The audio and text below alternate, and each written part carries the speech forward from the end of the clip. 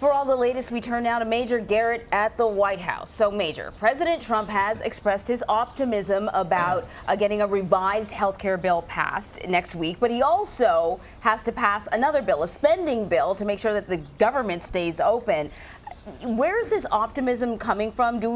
Is there something more about this health care bill that we don't know? And I'm wondering also, since he's facing a 100-day deadline, a second loss would be pretty devastating to the administration, wouldn't it?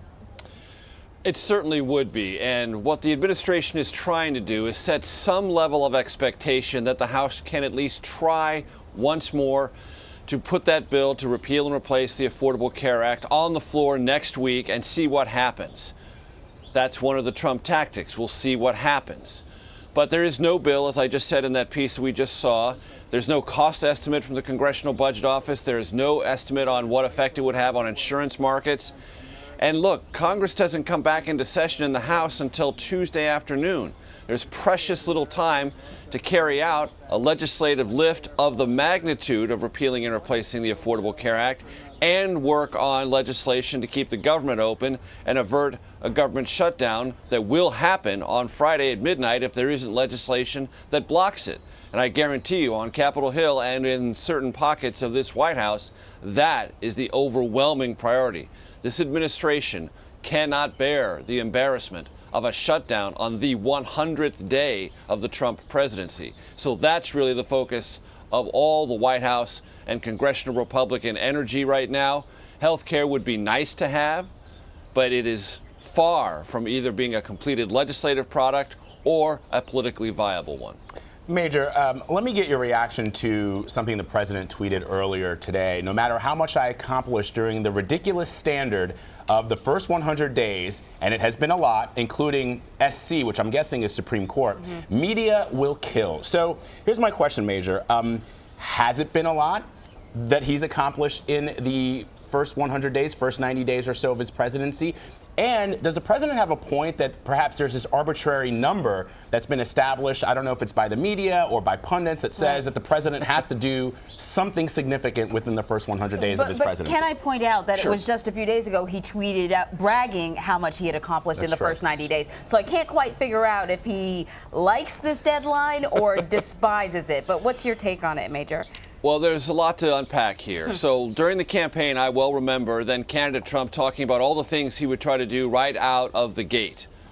Repealing and replacing Obamacare was something he said he would set in motion on day one and accomplish very rapidly. He put together a 100-day list of potential accomplishments and raised expectations that as a change candidate, as the ultimate political outsider, he would bring a new style and a new emphasis and a new speed to legislative accomplishments in Washington. So as a candidate, Mr. Trump created a certain amount of expectations. Now, let's get to this other question about whether the 100-day marker is relevant in the history of a presidency.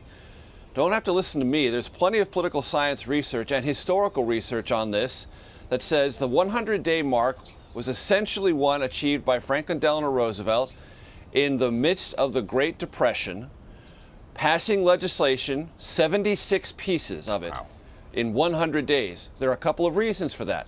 The country was in the grips of an enormous economic crisis.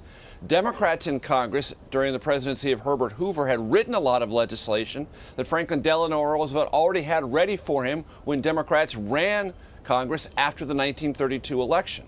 So a lot was done in those first 100 days. And that sort of set a benchmark for future presidents.